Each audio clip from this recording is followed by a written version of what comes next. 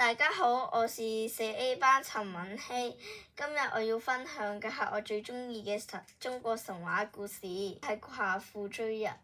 喺遠古時代嘅時候，有個人叫夸父嘅巨人，佢坐喺地上面就好似一座大山。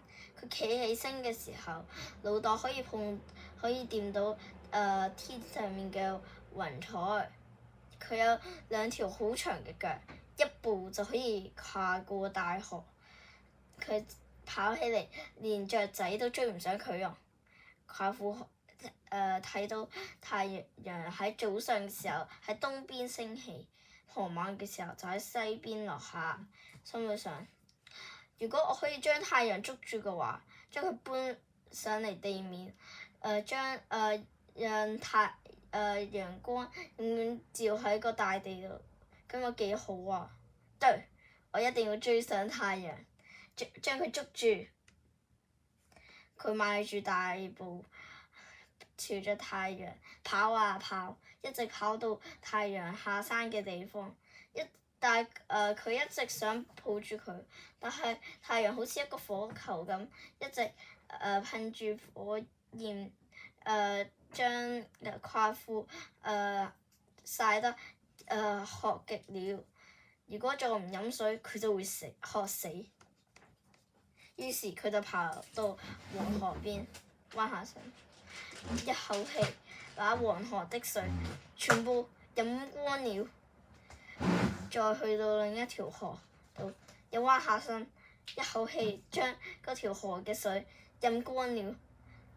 夸父飲了好多好多水，但係佢仲係好渴。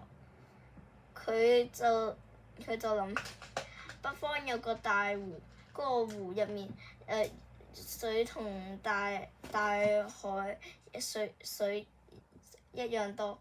佢就轉身去北方度行，但係佢未到大湖，就喺半路上渴死了。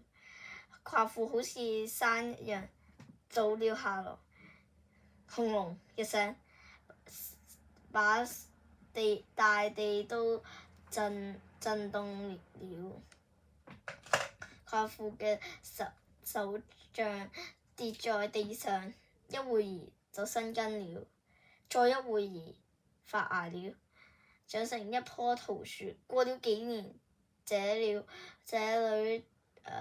長了好多桃樹，結了桃子，又多又大。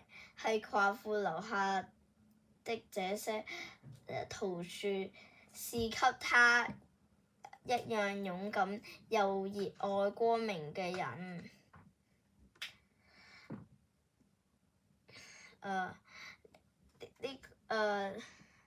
呢個故事嘅意義就係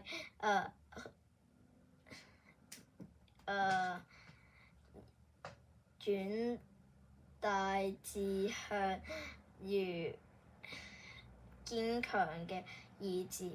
雖然夸父失敗咗，但都代表了夸父追日嘅代表了追求光明。